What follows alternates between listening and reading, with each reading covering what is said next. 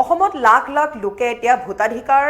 হেৰুৱাৰ দিশে কিয়নো কৰ্তন হ'বলৈ গৈ আছে অসমৰ 4 লাখৰো অধিক লোকৰ নাম তালিকাত আপোনাৰ নাম আছেনে খসৰা ভোটাৰ তালিকাত আপোনাৰ নাম আছেনে নাই আপুনি কেনেকৈ গম পাব বা আপুনি কিদৰে হেল্পলাইন নম্বৰ যোগে আপুনি অভিযোগ দাখিল কৰিব যদি আপুনি নতুন ভোটাধিকাৰ বা আপোনাৰ যদি নামটো কিবা ভুল হৈ আছে যদি শুধৰণি কৰিব লাগে বিভিন্ন সমস্যাৰ সমাধান কৰিবলৈ হলে আপুনি হেল্পলাইন নম্বৰ যোগাযোগ কৰিব লাগিব কিয়নো এতিয়া পশ্চিম বংগ বা আন ৰাজ্যসমূহৰ দৰে অসমৰ পৰা লাখ লাখ জনতাই হেৰুৱাবলৈ গৈ আছে ভোটাধিকাৰ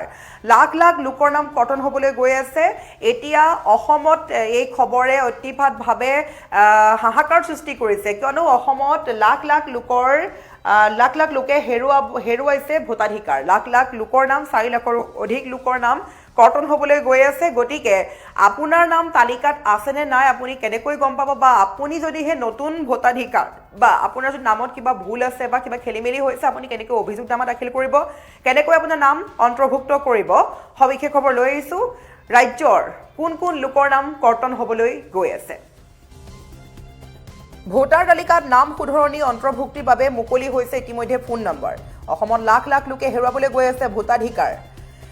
খসৰা ভোটাৰ তালিকাত আপোনাৰ নাম আছেনে কিদৰে গম পাব ঘৰতে বহি কিদৰে কৰিব অন্তৰ্ভুক্ত আপোনাৰ নাম তালিকাত কিদৰে চাব আপোনাৰ নাম আছেনে নাই সমগ্ৰ প্ৰক্ৰিয়া চাই লওক ২৬ৰ নিৰ্বাচনৰ পূৰ্বে কঠোৰ হৈছে নিৰ্বাচনী আয়োগ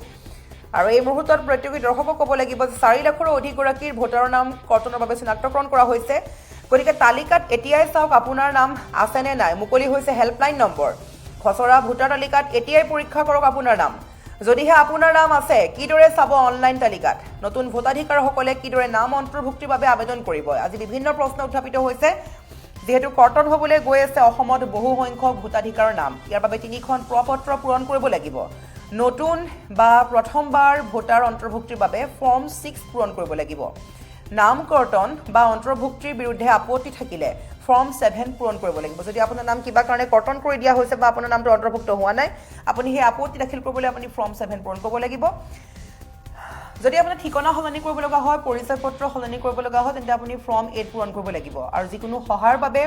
BLOৰ সৈতে যোগাযোগ কৰিব পাৰিব মুকলি কৰা হৈছে ফোন নম্বৰ 1950 ফোন কৰি ল'ব পাৰিব পৰামৰ্শ আৰু অনলাইনত আপুনি কিদৰে চাব আপোনাৰ নাম আছেনে নাই তাৰ বাবে আপুনি voters.eci.gov.in ত লগইন কৰিব লাগিব আৰু 126টা সমষ্টিৰ বাবে প্ৰকাশ পাইছে খসৰা তালিকা 4,78,992 গৰাকীৰ নাম কৰ্তন কৰাৰ বাবে চিনাক্ত কৰিছে নিৰ্বাচন আয়োগে ফেব্ৰুৱাৰী 10 তাৰিখে প্ৰকাশ পাব চূড়ান্ত ভোটাৰ তালিকা আৰু তাৰ প্ৰাক মুহূৰ্তত এই খবৰ লৈ অহা হৈছে এতিয়া অসমৰ লাখ লাখ লোকৰ নাম কৰ্তনৰ দিশে খসৰা ভোটাৰ তালিকাত এতিয়াই পৰীক্ষা কৰক আপোনাৰ নাম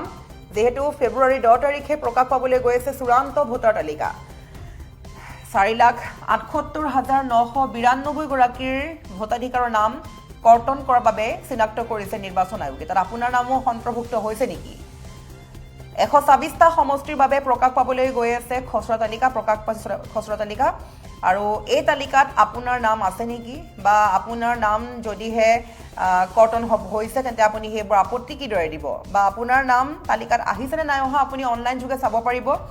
আপুনি এতিয়াই খুলি চাওক voters.eci.gov.in ত লগইন কৰক আৰু লগতে টোল ফ্ৰী নাম্বাৰ এটা মুকলি কৰিছে ফোন নম্বৰ 1950 আপুনি ফোন কৰিও পৰামৰ্শ ল'ব পাৰে ইয়াৰ উপৰি আপুনি যিকোনো সহায়ৰ বাবে BLOৰ সৈতে যোগাযোগ কৰিব পাৰে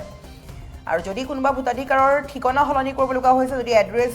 সলনি কৰিব লগা হৈছে বা পৰিচয় পত্ৰ কিবা কাৰণে সলনি কৰিব লগা হৈছে তেন্তে আপুনি ফৰ্ম 8খন পূৰণ কৰিব লাগিব আৰু যদি আপোনাৰ নাম কিবা কাৰণে নাম কৰ্তন কৰি দিছে বা অন্তৰ্ভুক্ত কৰিব লাগে বা সেই ভূমিক যদি আপত্তি দিব লাগে তেন্তে আপুনি ফৰ্ম 7 পূৰণ কৰিব লাগিব আৰু যিসকল নতুন বা প্ৰথমবাৰ ভোট দান কৰিব সেইসকলৰ নাম অন্তৰ্ভুক্তৰ বাবে ফৰ্ম 6 পূৰণ কৰিব লাগিব 3খন প্ৰপত্ৰ থাকিব ফৰ্ম 6 ফৰ্ম 7 ফৰ্ম 8 ফৰ্ম 6খন হৈছে যিসকল নতুন ভোটাৰ প্ৰথমবাৰ যিসকলে ভোট দান কৰিব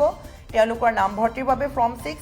ফৰ্ম 7খন হৈছে যিসকলৰ নাম কৰ্তন কৰিছে বা অন্তৰ্ভুক্তিৰ ক্ষেত্ৰত আপত্তি থাকিলে ফৰ্ম 7 পূৰণ কৰিব পাৰিব আৰু ফৰ্ম 8খন হৈছে যদি কাৰোবাৰ ঠিকনা সলনি কৰিব লগা হয় পৰিচয় পত্ৰ সলনি কৰিব লগা হয় বা কিবা ডাটা ইনফৰমেশ্যন যদি আপুনি বদলি কৰিব লগা হয় ফৰ্ম 8 পূৰণ কৰিব লাগিব নতুন ভোটাৰসকলে এইদৰে নাম অন্তৰ্ভুক্তিৰ বাবে আপুনি আবেদন কৰিব পাৰিব আৰু যেহেতু খসৰা ভোটাৰ তালিকা প্ৰকাশ পাইছে আৰু চূড়ান্ত ভোটাৰ তালিকা প্ৰকাশ পাবলৈ গৈ আছে ফেব্ৰুৱাৰী 10 তাৰিখে গতিকে 4 লাখৰো অধিক লোকৰ নাম কৰ্তনৰ বাবে চিনাক্ত কৰা হৈছে ইতিমধ্যে কঠোৰ হৈছে নিৰ্বাচনী আয়োগ ২৬ৰ নিৰ্বাচনৰ মাজত মাত্ৰ কেইটামান মাহ বাকী আছে নিৰ্বাচনৰ পূৰ্বেই কঠোৰ হৈছে নিৰ্বাচনী আয়োগ আৰু নিৰ্বাচনী আয়োগে সিদ্ধান্ত গ্ৰহণ কৰিছে যে এইবাৰ ৪ লাখৰ অধিক লোকৰ নাম কৰ্তনৰ বাবে চিনাক্ত কৰিছে তাৰ আপোনাৰ নামো যদি আছে বা আপুনি হয়তো নতুন ভোটাৰো হ'ব পাৰে বা আপুনি ভোটদান কেনেকৈ কৰিব প্ৰথমবাৰ আপোনাৰ নাম কেনেকৈ অন্তৰ্ভুক্ত কৰিব তাৰ বাবে আপুনি ফৰ্ম 6 খন পূৰণ কৰিব লাগিব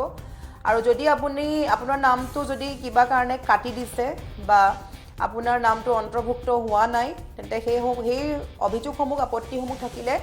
আপুনি ফৰ্ম 7 পূৰণ কৰক আৰু যদি আপোনাৰ কিবা কাৰণে ঠিকনা সলনি কৰিব লগা হৈছে পৰিচয় পত্ৰ সলনি কৰিব লগা হৈছে বা নামৰ কিবা খেলিমেলি আহিছে সলনি কৰিব লগা হৈছে উপাধি সলনি কৰিব লগা হৈছে তেন্তে আপুনি ফৰ্ম 8 পূৰণ কৰি জমা দিয়ক আৰু ইয়াৰ উপৰি আপুনি 1950 কল কৰি সবিশেষ জানিব পাৰিব লগতে বিএলৰ সৈতে কন্টেক্ট কৰি আপুনি সকলো ডাটা লাভ কৰিব ইনফৰমেশ্যন লাভ কৰিব গতিকে অসমত যেহেতু 4 লাখৰ অধিক লোকৰ নাম কৰ্তনৰ দিশে আগবাঢ়িছে গতিকে কঠোৰ হৈছে নিৰ্বাচনী আয়োগ গতিকে ইলেকশ্যন অহাৰ পূৰ্বেই চাই লওক যে আপোনাৰ নাম তালিকাত আছে নে নাই